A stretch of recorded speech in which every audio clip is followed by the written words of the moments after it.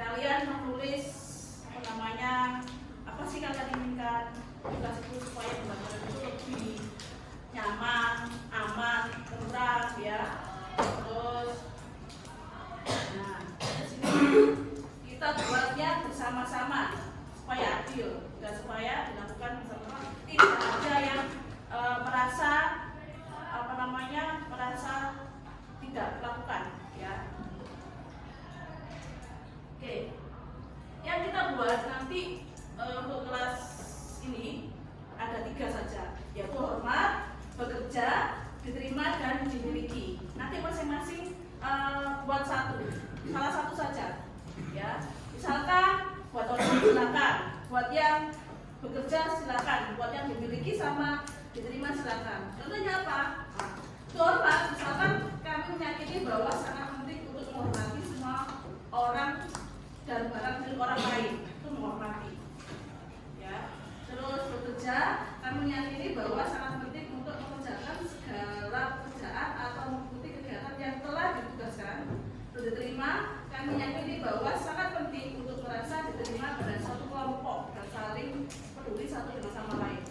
Oke, nanti akan benar berikan contoh ya, mana itu peraturan kelas, mana itu keyakinan kelas. Oke, biasanya untuk peraturan kelas itu kan misalkan gini, dilarang menyontek, ya itu peraturan kelas. Kalau keyakinan kelas menggunakan bahasa atau kalimat yang positif, ya, misalkan dilarang menyontek, positifnya bagaimana? Dilarang tidak menyontek. Jadi kalau mengerjakan diri, ya apa? mengerjakan ujian dengan usaha sendiri. Iya, mengerjakan ujian dengan usaha sendiri. Atau mengerjakan ujian dengan jujur. Paham ya? Nah, kalimat terus ini dilarang mengganggu temannya. Mengganggu temannya, peraturan. Mengganggu teman adalah perbuatan. Terus kalau keyakinan apa? Ayo. Berbuat baik dengan temannya. Apa? Tidak berisik. Atau membuat suasana kelas yang Menghormati teman kalian. membuat suasana kelas yang nyaman. Oke, itu ya. Oke. Ini ada salah satu contohnya ya. Hormat, bekerja, rasa diterima, dan dimiliki. Oke, tadi sudah kita sampaikan tadi. Ini ada contoh beberapa. Misalkan, yang pertama, kembalikan barang ke tempatnya. Itu keyakinan apa peraturan? Keyakinan atau peraturan? Keyakinan ya, kembalikan barang ke tempatnya. Dilarang mengganggu orang lain. Hadir di sekolah 15 menit sebelum pembelajaran dimulai. Oke. Akbar, kalau dilarang melakukan kekerasan itu masuk apa? Masuk keyakinan apa peraturan? Peraturan. Oke. Sudah ngerti ya mana yang peraturan sama keyakinan?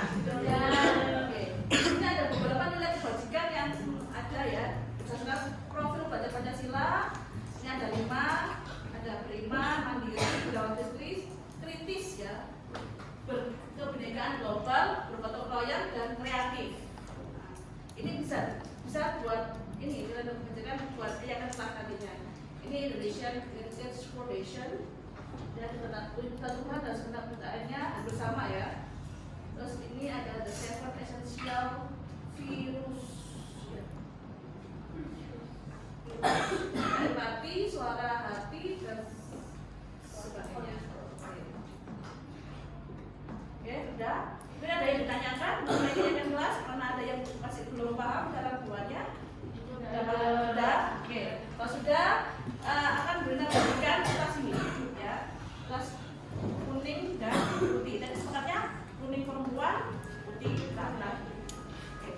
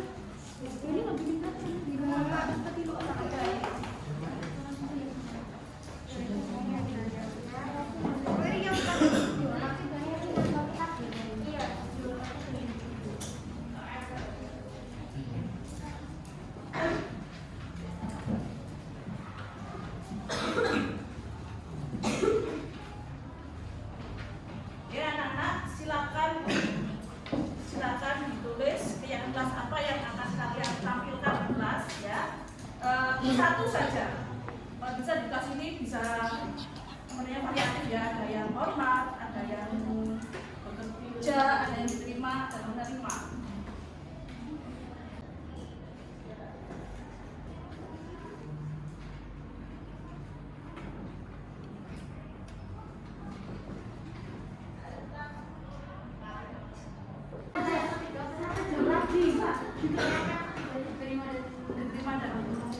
Diterima dan dimiliki.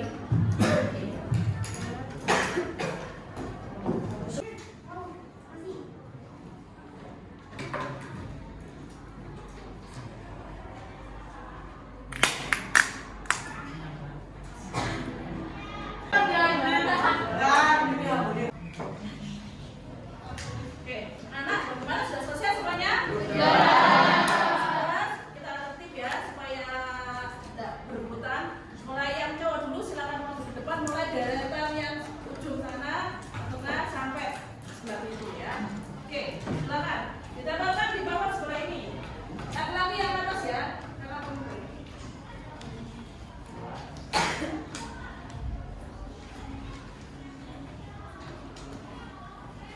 Oke, silakan. Lagi. Ayo langsung. Kalau sudah ada salam, buat Marcel.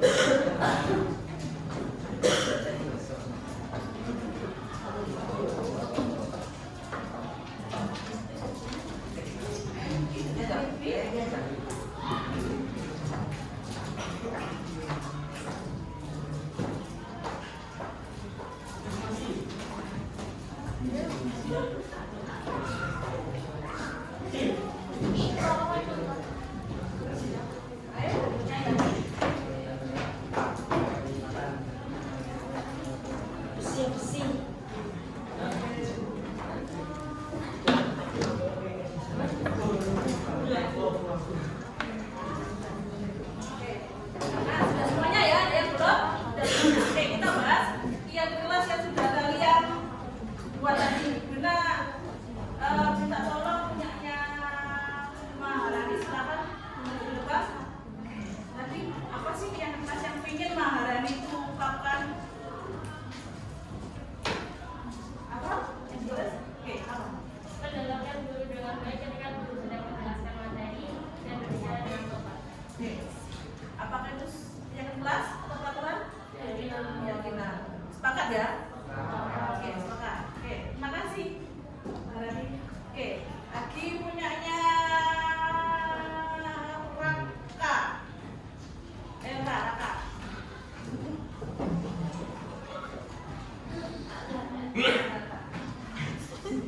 Bisa ingat atau enggak apa-apa? Mengerjakan tugas yang diberikan guru dengan Mengerjakan tugas guru dengan baik. Yang keras? mengerjakan tugas yang diberikan oleh guru dengan baik. Mengerjakan tugas yang diberikan guru dengan baik. Keyakinan Kak itu? Sepakat ya? Oke. Terima kasih Raka. Oke, alhamdulillah dari dua ini sudah bisa ya namanya keyakinan. Nanti kita rangkum ini ya, kita rangkum yang kelas kalian yang lain buat. Nanti kalau ada yang bersesuaian kita perbaiki bersama ya, kita diskusi bersama. Terus kita buat yang namanya poster. Nanti kita tempel di dinding kelas ya, supaya kita tahu. Jangan ditempel saja, tapi harus diyakini ya, diyakini harus dilaksanakan juga ya. Paham anak? Kita juga ada keterangannya juga ya, semuanya. Oke, terima kasih anak-anak. Karena hari ini kita sudah membuat yang kelas untuk pembelajaran akhiri. Wassalamualaikum warahmatullahi wabarakatuh. Waalaikumsalam warahmatullahi wabarakatuh.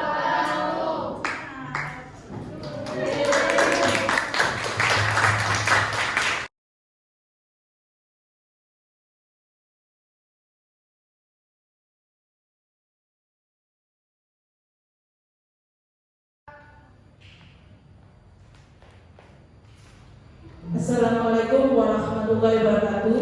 Waalaikumsalam warahmatullahi wabarakatuh. Salam dan bahagia. Oke, perkenalkan saya Ibu Rina Mariana, yaitu calon guru penggerak angkatan 6 dari kota Surabaya. Saya ucapkan terima kasih buat ibu-ibu dari SMP Merija yang meluangkan waktunya untuk saya membantu saya di tugas TGB ini, yaitu saya harus presentasi ke Bapak Ibu guru mengenai materi yang akan saya sampaikan. Di sini di modul ini saya dapat materi mengenai budaya positif. Materi ini disusun oleh banyak narasumber, ada Bapak Andri, Ibu Dia, dan seterusnya. Oke, sebelum kita masuk ke materinya, saya ingin tahu Bapak Ibu semuanya mungkin sudah pernah mengalami ini ya. Ada beberapa pertanyaan. Yang pertama, setuju atau tidak setuju? Satu, hukuman dapat mendisiplinkan anak. Yang kedua, pemberian hukuman dengan hal positif seperti membaca atau membersihkan halaman sekolah dapat meningkatkan disiplin anak. Yang ketiga, memberi penghargaan dapat meningkatkan motivasi belajar anak. Mungkin Bu Zuma. Untuk yang nomor 1, hukuman dapat mendisiplinkan anak, saya kurang setuju karena memang anak-anak di rumah itu sudah sering dihukum dengan orang tua, jadi saya tidak yakin untuk bisa. Di atas untuk Bu Zuma. Yang pertanyaan kedua, bisa minta jawabannya atau tanggapannya buat Ibu Syafi? Untuk yang nomor 2, pemberian hukuman dengan hal positif seperti membaca atau membersihkan halaman sekolah dapat meningkatkan disiplin anak. Kalau saya setuju. Kenapa? Karena membaca itu hal positif. Terima kasih. Yang ketiga, memberi penghargaan dapat meningkatkan motivasi belajar anak. Saya mendapat tanggapannya, Bu Mega. Menurut saya memberi penghargaan dapat meningkatkan motivasi belajar anak. Saya setuju. Karena dengan adanya penghargaan, anak-anak bisa terus belajar, ingin belajar dapat penghargaan, ingin belajar lagi dapat penghargaan lagi seperti itu. Terima kasih untuk Bu Zuma, Bu Santi, dan Bu Mega. Di sini kita tidak ada yang salah, tidak ada yang benar ya. Semuanya benar. Oke. Bu Zuma mengatakan hukuman tidak setuju. Bu Santi nomor 2 berhukuman dengan berikan yang positif ya, itu setuju. Yang ketiga, Bu Mega memberi penghargaan dan berikan motivasi belajar tidak setuju. Setuju ya. Oke. Oleh sebab itu, ibu semuanya, mari kita buka ya materi ini. Apa yang ada itu jawab tadi benar atau tidak? Maksudnya sesuai atau tidak dengan teori yang ada. Oke, topik kita hari ini yaitu kita membahas 6 topik. Yang pertama yaitu disiplin positif dan nilai-nilai kebajikan universal. Yang kedua, teori motivasi, hukuman dan penghargaan dan restitusi. Yang ketiga, keyakinan kelas. Yang keempat, kebutuhan dasar manusia dan dunia berkualitas. Yang kelima, restitusi, yaitu 5 posisi kontrol. Yang keenam, restitusi, segitiga restitusi. Ya, nanti dari 1 sampai 6 ini mana yang bagus ya. Yang pertama mengenai disiplin positif dan nilai pendidikan universal. Oke. Sebelumnya saya mau minta kegiatan sebentar. Di sini ada kegiatan kepala tangan. Bapak Ibu bisa melakukan kepala tangan seperti ini. Oke, Bapak Ibu menjadi AD dan saya menjadi B. Oke, Ibu Zoma. Oke, di kepala tangan itu adalah sesuatu yang sangat berharga buat Anda. Oke, sesuatu yang berharga buat Anda. Oke, pertanyaannya, apakah Bu Zoma rela kepala tangan itu diberikan ke saya? Tidak. Ayolah Bu Zoma, saya perlu ini. Oke, kalau perlu saya berikan. Terima kasih. Oke.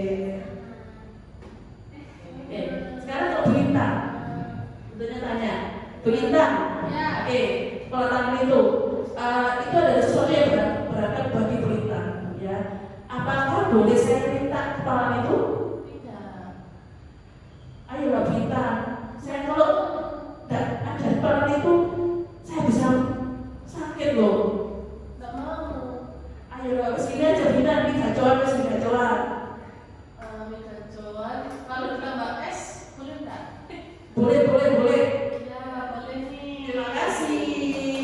Oke, terima kasih semuanya. Oke, filosofi apa yang bisa kita dapat di kepala tangan itu? Kepala tangan itu adalah sesuatu yang berharga buat kalian, buat Anda. Maaf. Jadi yang bisa mengendalikan, ya, itu saya atau Anda? Kita. Ya, yang bisa mengendalikan itu diri Anda sendiri. Seperti itu. Ya. Oke, selanjutnya. Nah, di sini ada perubahan teori kontrol atau teori pilihan ilusi kontrol. Ada 1, 2, 3, 4 ya. Dikenalkan. Yang pertama, ilusi guru mengontrol murid. Ilusi bahwa semua penguatan positif efektif dan bermanfaat. Yang ketiga, ilusi itu bahwa kritik dan membuat orang merasa bersalah dapat menguatkan karakter. Yang ketiga, ilusi bahwa orang dewasa memiliki hak untuk memaksa. Oke, jadi ketika bapak ibu itu menyuruh anak, misalkan Brosi ya, Brosi di sini kan berbeda ya. Misalkan ada anak itu membuat kesalahan di Brosi. Ya, apakah ketika Brosi itu memberikan anak itu nasihat dan sebagainya, apakah anak itu langsung berubah atau tidak? Belum tentu. Kenapa? Karena setiap anak punya pilihan, punya sendiri, punya pandangannya sendiri. Jadi tidak langsung semata-mata menuruti. Oke, gitu. Jadi intinya anak itu memiliki keinginan sendiri, ya. Brosi tidak bisa merubahnya kan? Ya, harus anak sendiri yang mau berubah. Itu namanya ilusi.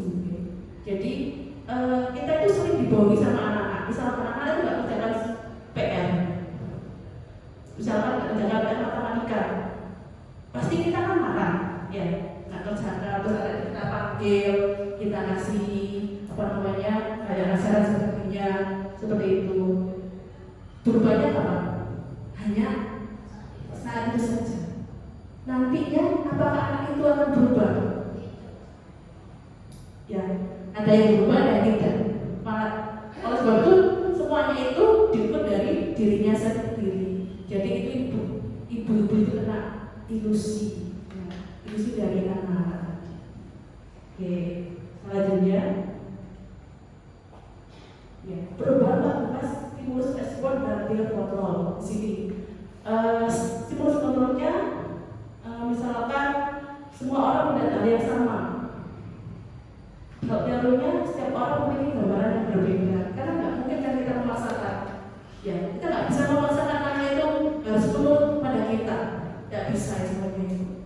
Ya, di sini ada teorinya. Oke, lanjut saja. Oke. Apakah sih disiplin itu? Nah, disiplin itu menurut bahasanya itu ya, membuat orang menggali potensi menuju sebuah tujuan apa yang diharapkan. Tapi sekarang kita itu salah apa ya dengan disiplin? Di sini disiplin yang kita terapkan di sini adalah kata-kata tersebut telah berubah menjadi sesuatu yang dilakukan seseorang pada orang lain untuk mendapatkan kepatuhan. Kalau anak itu patuh, kita nggak disiplin. Belum tentu anak itu dari harinya loh ya. Nah, tapi kata disiplin itu harus betul tujuannya dia hargai. Oke. Ada nilai kebajikan universal di sini. Yang pertama adalah kebajikan yang dicapai oleh setiap anak Indonesia, yaitu sesuai dengan profil pelajar Pancasila.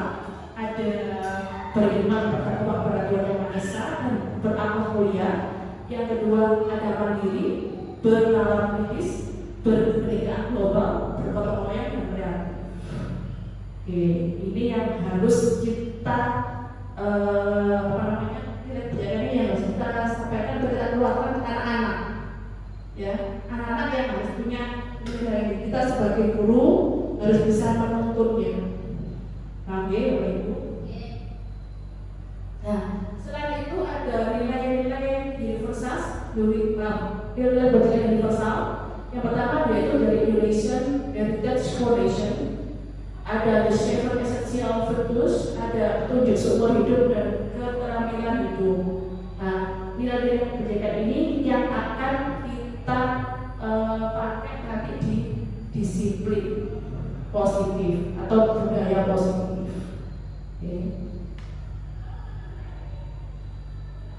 Oke. Saya punya ada pertanyaan. Bila di sekolah Anda tidak ada aturan yang memberikan surat teguran bagi karyawan yang sering datang terlambat atau tidak ada atasan yang memberikan Anda penghargaan menjadi karyawan yang baik karena sering tepat waktu, apakah Anda akan datang tepat waktu untuk mengajar murid-murid Anda? Oke. Saya bisa minta pendapatnya buat Ibu Santi.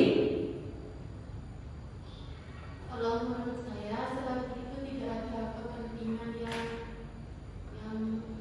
itu, saya akan menepati sesuai dengan jam kerja yang sudah ditetapkan untuk saya. Tidak lagi kalau misalkan ada hal-hal yang urgent itu mungkin saya sedikit terlambat begitu. Berarti di sini Ibu Santi intinya tidak ada iming-iming penghargaan, ya, tidak ada nama yang reward, ya seperti itu ya. Oke, pertanyaan untuk Ibu Santi. Oke, harapannya semuanya gitu ya, ibu-ibu ya, ibu-ibu semuanya ya. Karena sebagai pendidik kita tidak hanya anak ya nanti kalau ibu-ibu dapat membuat RP terbaik atau pelajar terbaik akan diumrohkan, enggak kan? Ya, kita sepenuh hati untuk siapa? Untuk anak-anak. Oke. Terima kasih Bu Santi. Yang kedua yaitu mengenai teori motivasi, hubungan dan penghargaan atau restitusi. Ini yang sangat penting bagi kita sebagai guru ya, terutama juga mereka ya. Saya sendiri aja sebelum dapat ini saya sendiri ya, tapi ketika saya dapat ini saya tuh merubah paradigma saya menjadi seorang guru. Banyak sekali perubahan dari saya itu sekarang buat saya ke anak-anak. Oke. Teori motivasi perilaku manusia itu ada 3, yaitu motivasi eksternal. Yang pertama yaitu untuk menghindari ketidaknyamanan atau hukuman. Apa yang akan terjadi apabila saya tidak melakukannya. Yang kedua, motivasi eksternal. Apa yang saya dapatkan apabila saya melakukan. Yang ketiga, motivasi internal. Ya, saya akan menjadi orang yang seperti apa bila saya melakukannya. Nah, ini contohnya untuk motivasi eksternal itu begini Bapak Ibu. Misalkan dengan mau ingin anak itu rajin, ya, misalkan rajin ke perpustakaan. Ada yang namanya penghargaan bagi yang pengunjung atau mengunjungi perpustakaan yang membaca peminjam terbanyak. Nah pasti itu akan ada mereka berbondong-bondong untuk perpustakaan. Itu namanya motivasi eksternal dari luar. Terus kalau ini seorang anak pemikiran, oh iya, saya tuh harus belajar yang dia namanya matematika supaya nilai saya bagus dan sebagainya. Itu termasuk motivasi apa? Nah, dari diri ya sendiri. Apakah Bapak Ibu ini bisa memunculkan motivasi internal anak-anak? Insyaallah. Oke. Yang penting kita bisa menentunya Bapak Ibu ya, untuk yang terbaik buat anak-anak.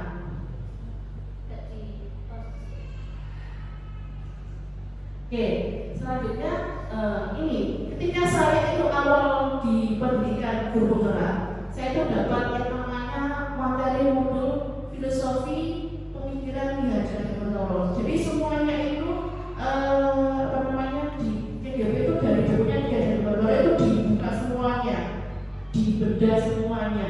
Nah, di sini ada satu yaitu yang merdeka. Menurut Ki Hajar Dewantara itu merdeka itu artinya tidak hanya terlepas dari perintah, akan tetapi juga cakap buat memerintah dirinya sendiri.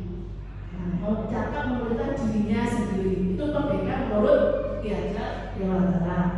Oke, detailnya ini mengajarkan bahwa anak itu dilahirkan di dunia KHD ya, itu bukan lembar yang kosong, putih bukan.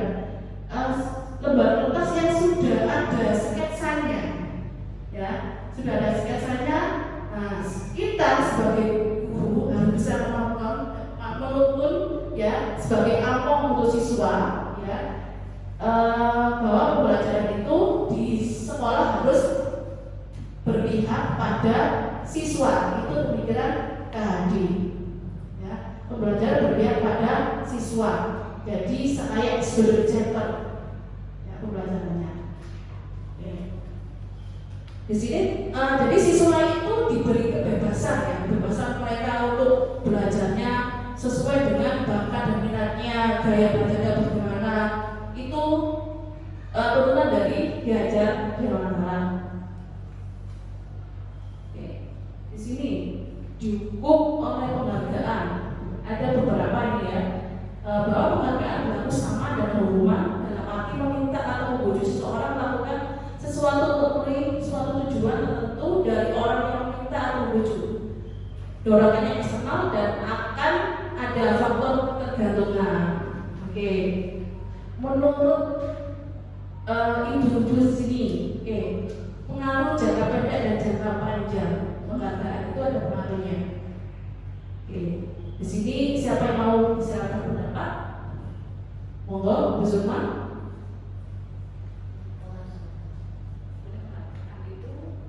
Kalau menurut saya pengaruh jangka pendeknya ini anak-anak termotivasinya hanya pas momen itu aja. Tetapi akhirnya di jangka panjang kalau nggak ada rewardnya pasti akan tanya, Bu, nanti kalau saya gini saya dapat apa? Oh, nggak dapat apa-apa mas, nggak usah. Nah, dan begitu. Terima kasih Bu Zulma. Itu pengalaman yang besar. Saya saja juga seperti itu ibu-ibu ya. Awalnya itu saya juga gitu. Anak-anak yang mengumpulkan matematika 10 anak pertama benar kasih buat 10 buat tambahan ulangan harian. Wah, anak itu sudah sampai sergupnya minta ampun ya. Sergupnya minta ampun. Nah, mereka saya coba tidak ada yang namanya tambah poin, tidak ada reward, tidak ada penghargaan. Ya, itu berubah lagi kembali ke awal. Jadi di sini anak-anak itu kalau dikasih penghargaan, apakah menurut panjenengan semuanya itu malah mendidik apa boten? Rosi. Kalau menurut saya penghargaan itu memang sifatnya kondisional, jadi hanya sebatas untuk mengkondisikan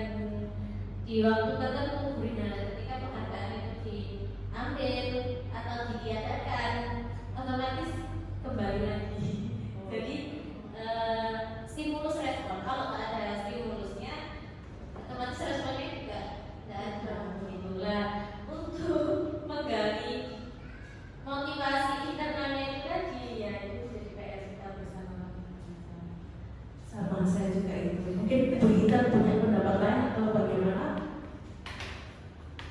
Kalau menurut saya pengaruh jangka pendek dan jangka panjang, ya itu tadi Bu sama. Saya juga gitu kan, kalau IPA gitu ulangan, ayo nak kalau yang di bawah maksudnya di atas KKM nanti saya kasih hadiah gitu kan, atau enggak waktu PTS gitu kan, saya beri misalnya satu angkatan ternyata yang mendapat 100 itu berapa anak, jadi yang saya kasih hadiah kan. Nah kemudian untuk jangka apa itu jangka panjangnya ya anak pasti nagih. Nah menagih pun nanti dapat hadiah apa enggak? Bu dapat hadiah kan Bu? Nah akhirnya gitu. Sama juga kayak Zuma juga gitu sama. Terima kasih, plus buat ibu semuanya. Oke, jadi di sini kita masih berpikir penghargaan itu ada nilai plus dan minusnya ya. Oke, lanjut. Ini tadi ya, penghargaan bisa mematikan kreativitas. Artinya gini, jadi misalkan ada di suatu kelas ya, misalkan ada ibu-ibu memberikan ini, anak-anak nanti yang karyanya terbaik ya, nanti ibu kasih penghargaan. Nah seperti itu ya, ibu kasih reward, ibu kasih hadiah. Pasti mereka itu apa? Berlomba-lomba untuk kreativitasnya. Tapi ketika tidak ada rewardnya, apa yang terjadi? Biasanya anak itu asal jawab, gitu seperti itu. Ya, memang PR kita semua memunculkan motivasi intrinsik ya.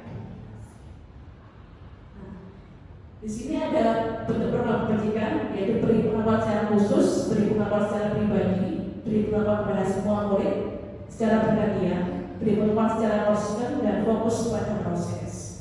Ini saya lewat aja ya. Saya punya pertanyaan. Iva kurang menguasai pelajaran matematika, sehingga pada saat pelajaran tersebut berlangsung dia lebih banyak berdiam diri atau menggambar di buku pelajarannya.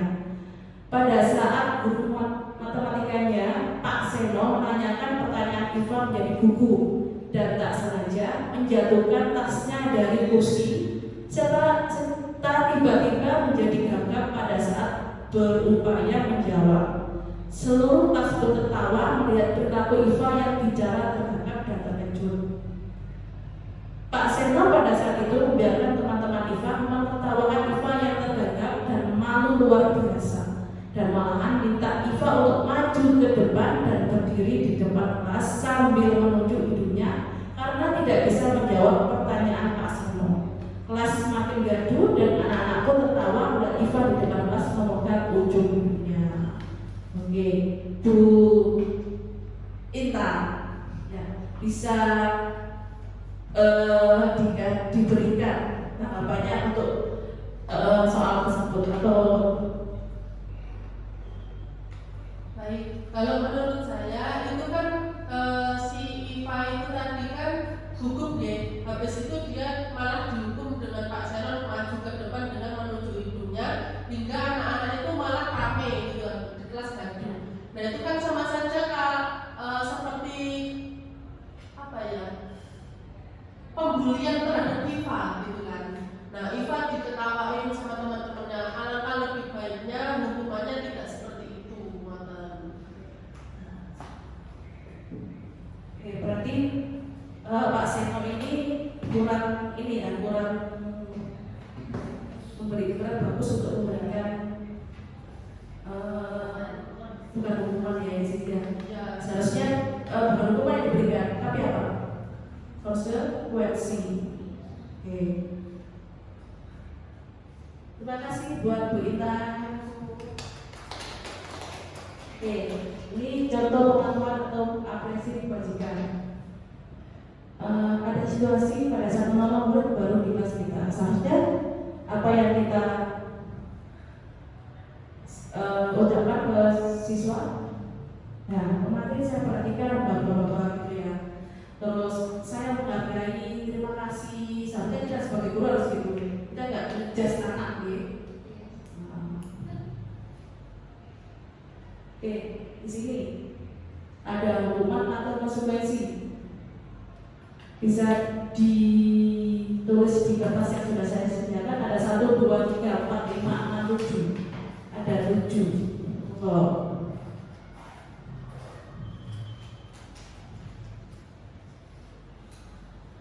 Tidak boleh kan ya ibu-ibu ya.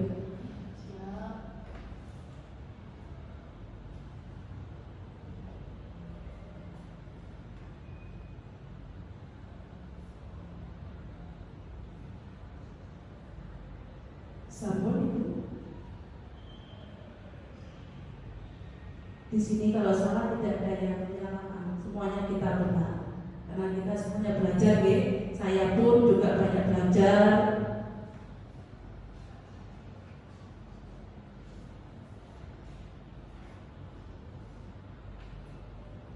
Oke, saya lihatkan jawabannya.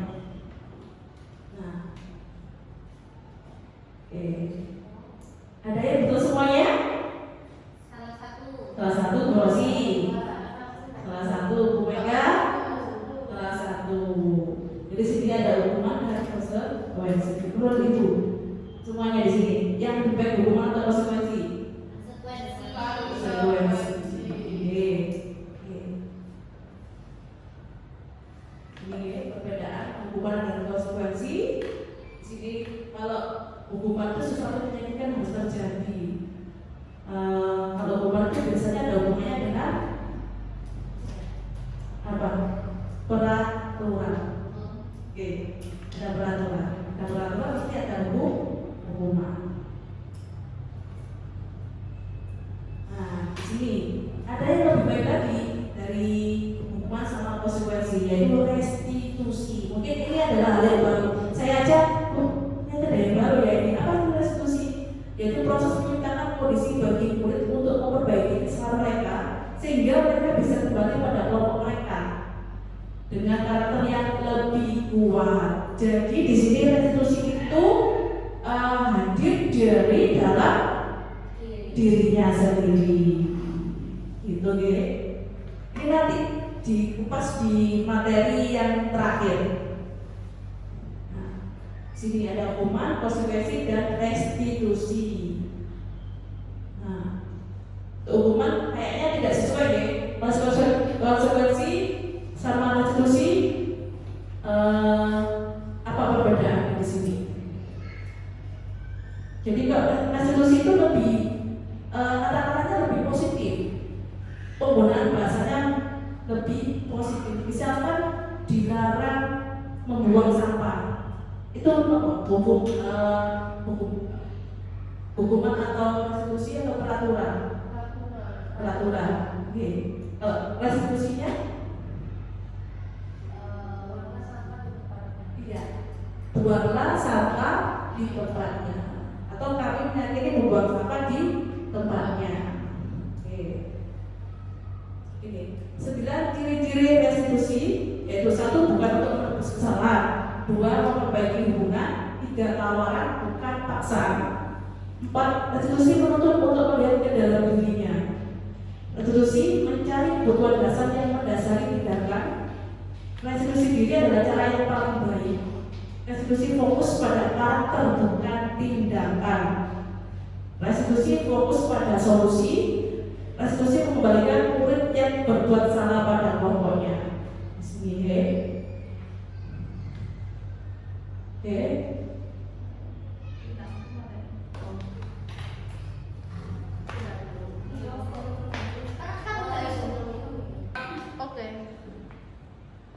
Oke, kita lanjutkan ya, Ibu. Selanjutnya yaitu mengenai keyakinan kelas. Ini mungkin buat Ibu Mapel atau wali kelas ya. Kita buat keyakinan kelas. Kenapa ya? Keyakinan kelas bukan kesepakatan kelas, bukan peraturan kelas ya. Dengan masih pertanyaannya. Oke, di sini ada beberapa ilustrasi. Mengapa tidak peraturan saja? Mengapa harus keyakinan kelas? Ya, ini seperti ketika kita pakai helm.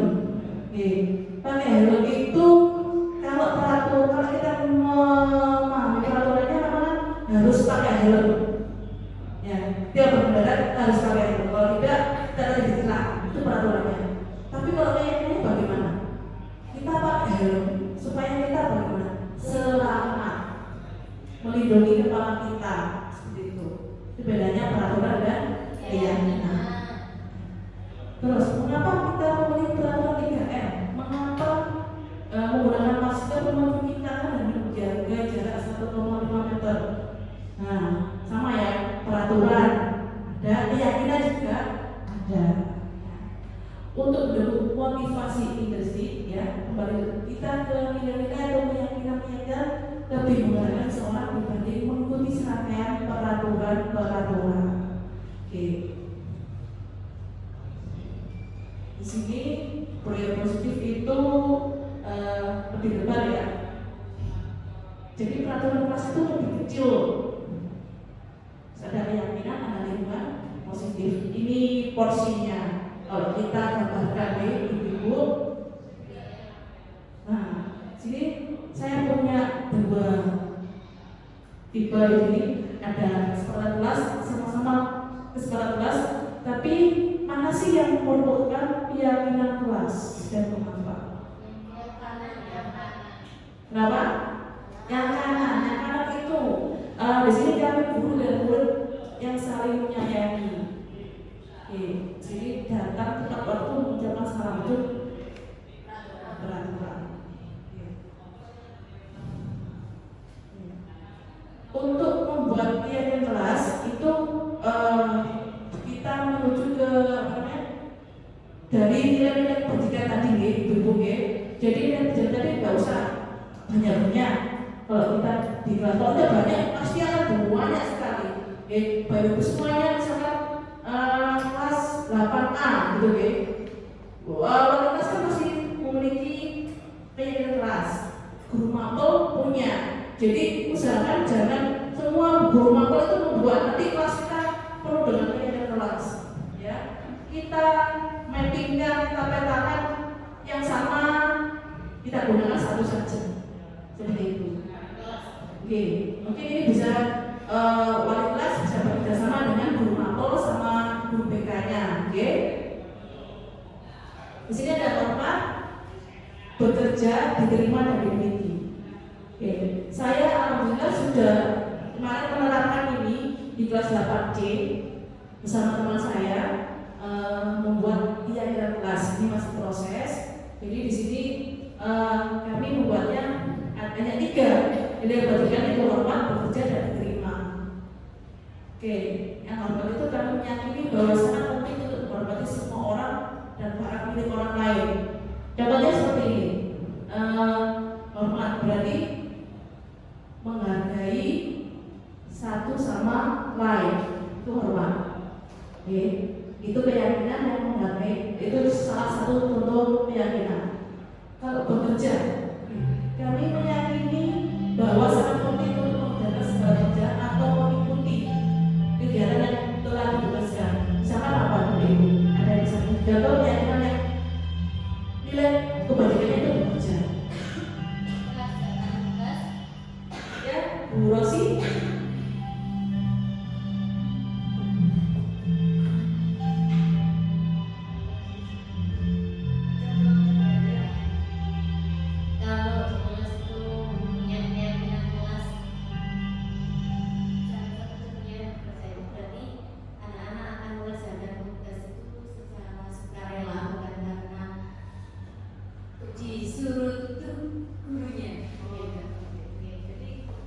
Bisa kelasnya berarti bekerja atau mengerjakan tugas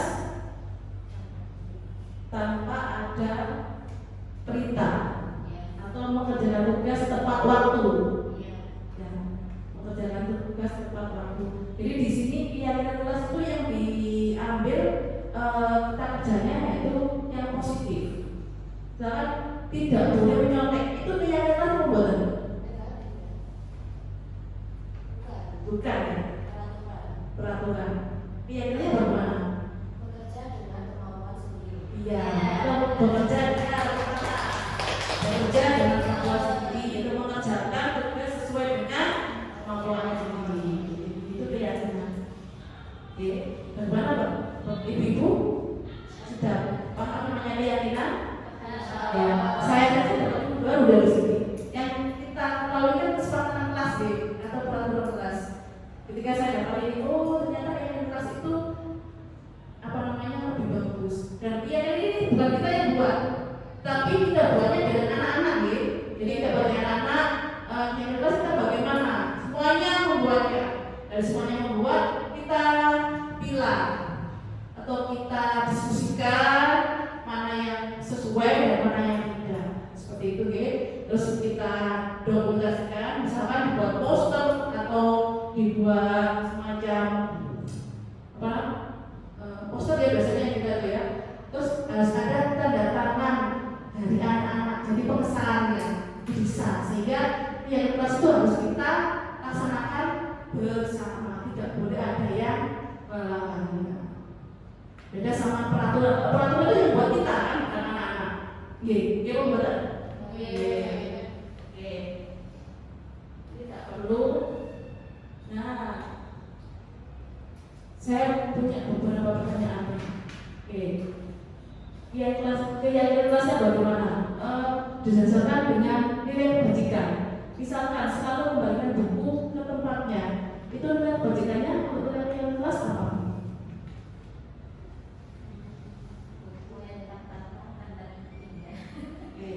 Dilarang mengganggu orang lain. Hadir di sekolah 15 menit sebelum pembelajaran dimulai. Misalnya, jadi selalu kembalikan buku ke tempatnya itu nilai kebajikannya yaitu tanggung jawab. Jadi kita harus memunculkan tanggung jawab ke siswa kita. Betul ya? Tanggung jawabnya itu semuanya, mulai tugas, apa namanya barang-barang yang ada sama teman-temannya seperti itu.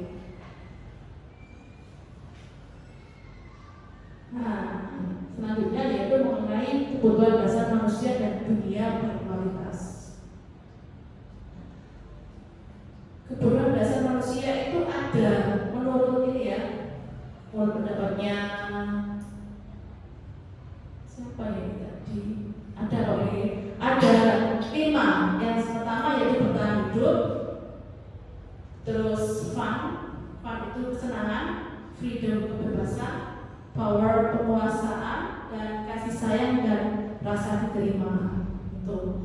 Ini saya punya satu contoh. Bu Ambar, guru wali kelas 2A di SD Pelita Hadi, sedang bingung menghadapi ulas salah satu murid di kelasnya, Doni. Beberapa anak di kelas 2A telah datang padanya dan mengeluhkan Doni yang seringkali meminta bekal makan siang mereka dengan paksa.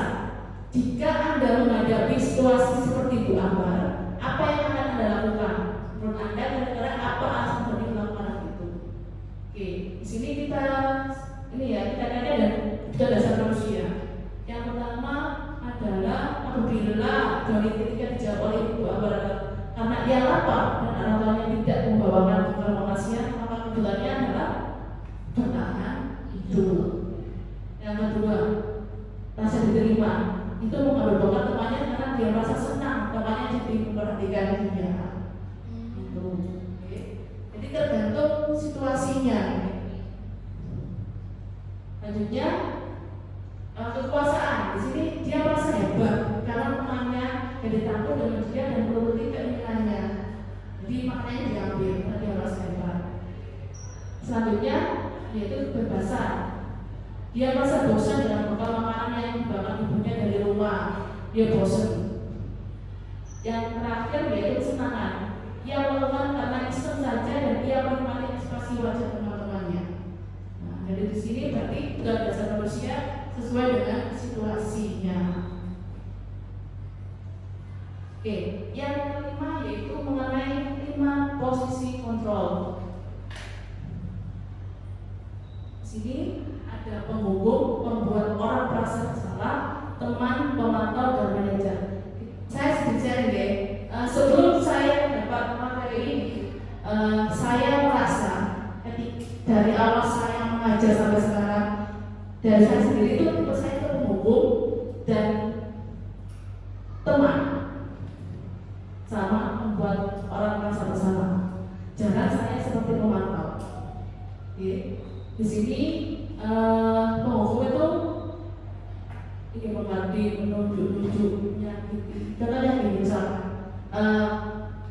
tadi itu ada, oh ini kemarin itu karena Bu Intan tidak masuk sakit, saya itu menjaga di kelas 7D. Ada anak yang bertengkar, ya, bertengkar nggak tahu apa.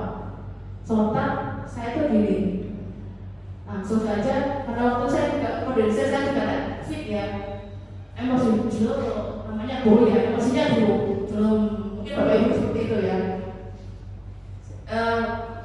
Gini saya, namanya itu Inot sama. Nah, kamu kenapa? Kamu itu kok ramai bla bla bla bla.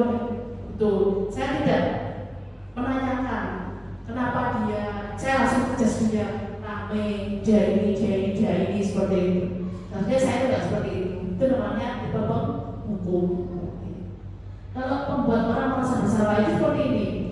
Ayolah kerjakan, kamu nggak kasihan Burina itu ada dari pagi sampai sore kamu ngomong, nah itu merasa bersalah. Itu kalau teman, ayo salah, ya, seperti itu. Pemantau, pemantau itu ada peraturannya, ya ada peraturan sekitar misalkan anak kelas, ya, itu. Kamu kenapa telat? Terus apa namanya? Kamu tahu rumahnya ada sepertinya, aku mantau. Kalau manajer, nah ini yang diharapkan dari filosofi KHD. Ini manajer. Mungkin yang saya tahu Bu Rosi itu pernah salah satu BK ya. Saya pernah melihat Bu Rosi seperti ini manajer, tapi nggak lengkap. Ya, saya pernah, ya, karena saya ini Bu Rosi kan tidak tahu, maksudnya tidak tahu ini tipenya apa gitu ya. Karena saya belajar ini, oh iya, ternyata BK itu ada sedikit tipe kolomnya itu manajer seperti itu, dengan tidak langsung tapi tidak lengkap. Ini nanti saya lihatkan di videonya ini juga pernah dengan lihat.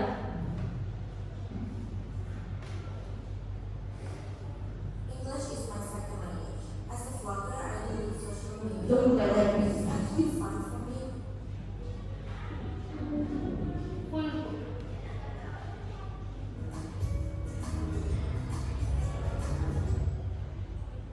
Salam bahagia Ibu dan Bapak Guru hebat. Dalam mengenal disiplin positif restitusi, salah satu program yang dikenal. Ya, ini ya, ini salah satu pengajar di guru kelas. Mungkin nanti ibu-ibu semuanya itu tertarik seperti saya. Jangan dilihat saya itu banyak tugasnya gitu. Memang saya juga ada jenuh, tapi tugas-tugas itu membuat saya lebih banyak ilmu, tanggung jawab dan sebagainya. Lima posisi kontrol itu adalah 1. Posisi penghukum, 2. Posisi pembuat rasa bersalah, 3. Posisi teman, 4. Posisi pemantau atau monitor, dan 5. Posisi manajer. Dulu ini ya, harus melihat video ini bisa memposisikan dirinya sebagai apa. Kalau tentunya sudah manajer, saya akui jempol. Kalau saya belum.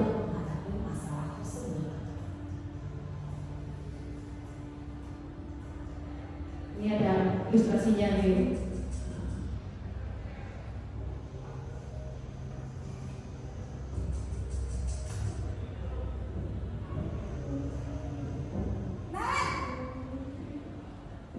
Sini kamu. Ini pendukung ibu ini.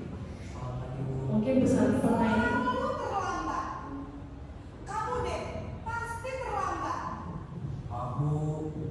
Saya Apa? Apa coba? Alasan kamu apa lagi? Kapan sih kamu tidak terlambat? Malas sekali ya kamu jadi anak. Dasar pemalas. Gak kapok-kapok sih kamu. Ini di buku ini si anak tidak diberi kesempatan untuk menjelaskan kenapa dia. harus dengan bahasa Bu. Ini biasanya gurunya itu langsung emosi gitu. Berani-beraninya jawab. Sudah terlambat, masih berani jawab pula. Sekarang, keliling lapangan basket 5 kali sekalian. Biar kapok. Cepat. Pergi sana ke lapangan basket.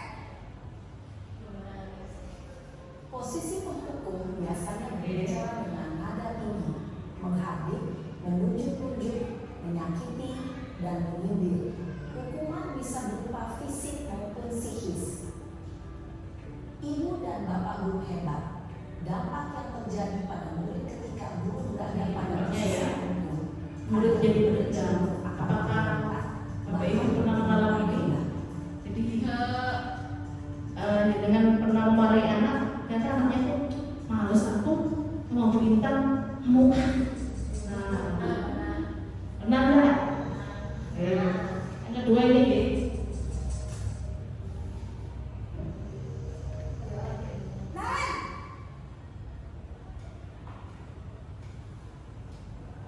Selamat pagi Bu.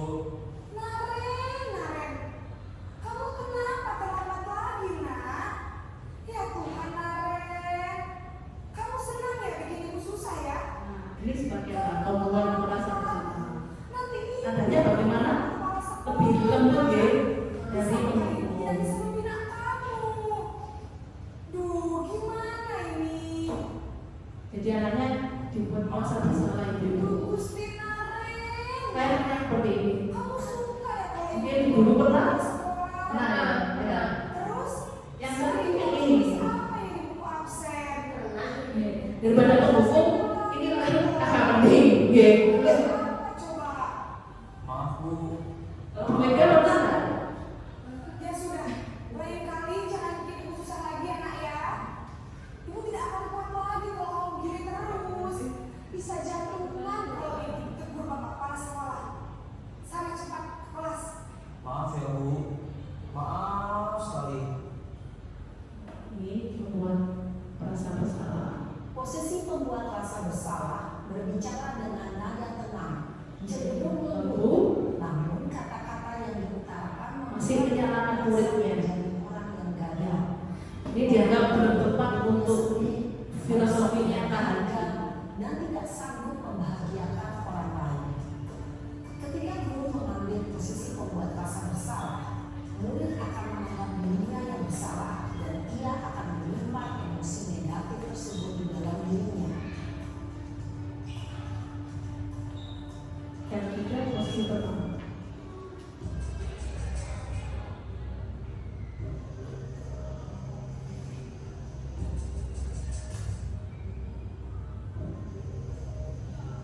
Naren, Selamat pagi Bu. Iya memang mirip Bu, tapi beda ini. terlambat lagi ya saya. Ini teman deh. Habis ibu saya lupa bangunkan saya Bu. Kamu malah menyalahkan ibu kamu. Kamu bukannya anak yang larinya paling kencang. Kok terlambat sih? Jadi ada perbedaan Iya Bu. Saya memang caranya bangun tadi. bagaimana. Jadi biarpun saya lagi kencang, tetap gak kencang Bu. Ya sudah sana. Nanti lain kali larinya lebih kencang lagi ya. Biar gak terlambat lagi. Bikin seneng ibu. Demi ibu. Bisa kan? Bisa Bu. Mungkin ini sering dilakukan sama ibu. Pernah ya?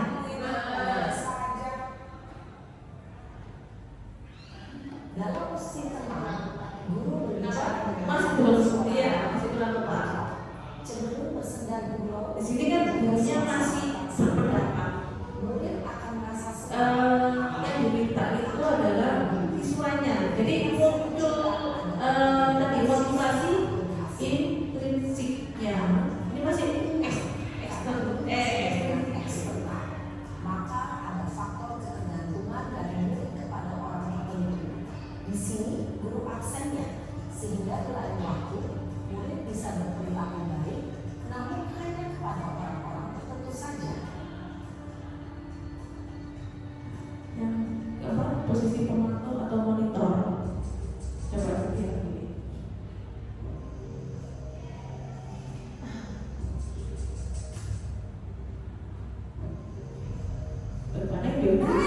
bisa tahu ya gambaran kita itu bagaimana. Selamat pagi Bu. Naren, apa peraturan sekolah kita tentang jam berapa kita harus masuk sekolah? Nah, kalau pemantau itu ada hubungannya dengan peraturan yang ada di sekolah gitu. Iya betul, sekarang sudah jam 7.20. Naren sudah tahu konsekuensinya jika terlambat hadir. Paham Bu. Saya harus tinggal kelas pas jam istirahat selama 20 menit. Iya benar, konsekuensinya demikian. Jadi nanti jam 9. Ini juga yang sering terjadi kalau kita main dengan peraturan. Ya. Baik Bu. Posisi pemantau mengandalkan penghitungan atau data untuk mengontrol murid. Guru mengarahkan murid berdasarkan peraturan dan konsekuensi. Seorang pemantau menunjukkan bahasa tubuh dan ekspresi wajah yang datar dan cenderung formal. Terakhir yaitu posisi manajer, ini yang diharapkan sama filosofinya pemikiran Gandhi, yaitu pembelajaran berpihak pada anak dan murid gitu.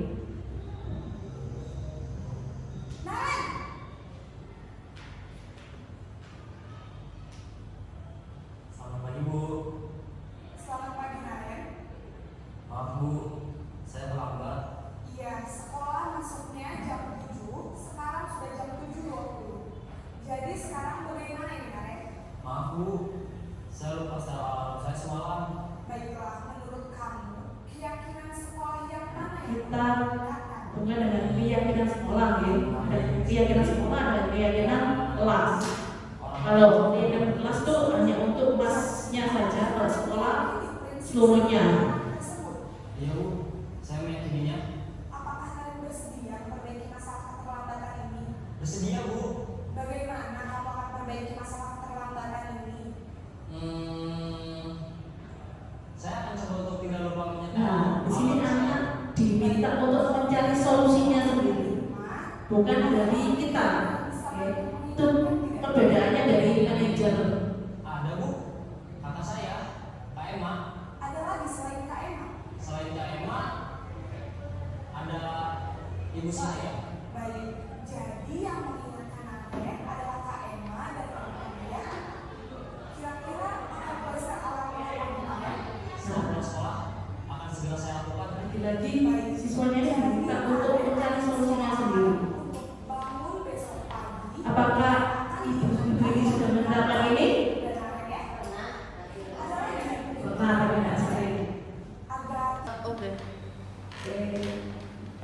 Lanjutkan Ibu Buke.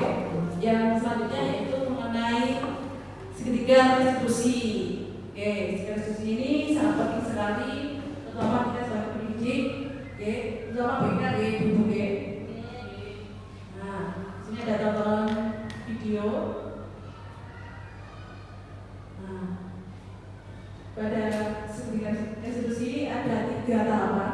Yang pertama menstabilkan identitas. Di sini guru berkata berbahasa itu hal yang manusiawi. Di sini kita menstabilkan emosinya anak, oke? Emosinya anak itu distabilkan supaya anak itu tidak malah membutuhkan, oke? Selanjutnya yaitu validasi kebutuhan. Ya, membantu mengenali kebutuhan dasarnya ini dipenuhi ketika melakukan kesalahan ini. Apa saja dengan beberapa pertanyaan. Misalkan apa yang penting bagi kamu, apa kamu bisa melakukan dengan lebih baik besok lagi dan sebagainya. Selanjutnya yaitu menanyakan keyakinan. Ya. Keyakinan ini berujung ke keyakinan kelas yang kita buat. Ya, jadi anak-anak ini dipacu ya, diminta untuk mencari solusinya bagaimana, terus apa dan sebagainya, sehingga bukan kita yang memaksa anak, tapi dari anaknya sendiri. Nah, tadi selanjutnya di sini ada intervensi 30 detik. Nah, ada intervensi ya Ibu. Yang pertama, ada apa yang mengubah tugas saya, terus ada apa yang mengambil selama mengambil di sini, terus peran kamu seperti apakah yang saya telah lakukan selama mengikuti model ini, saya akan menjadi amunya seperti apakah setelah mengikuti model ini.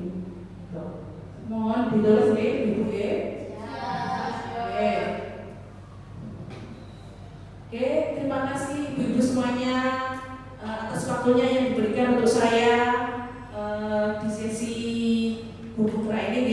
Memang saya dapat tugas dari modul ini untuk mendesimasikan ya, susah sekali pada ibu-ibu supaya budaya positif ini bisa ada, bisa lahir, atau SMP Malaysia ini bisa melakukan budaya positif. Alangkah baiknya kalau kita semuanya ini jadi guru penggerak, insya Allah SMP Malaysia ini menjadi sekolah penggerak juga, menjadi maju, bisa menjadi favorit dari warga masyarakat khususnya Surabaya. Harapan kita juga siswa-siswa kita, siswa-siswa yang memang harapan kita, di sini kita sebagai pendidik seharusnya kita bisa menuntun anak itu menuju cita-citanya sesuai dengan pemikiran Ki Hajar Dewantara. Saya ucapkan terima kasih. Wassalamualaikum warahmatullahi wabarakatuh. Sebelum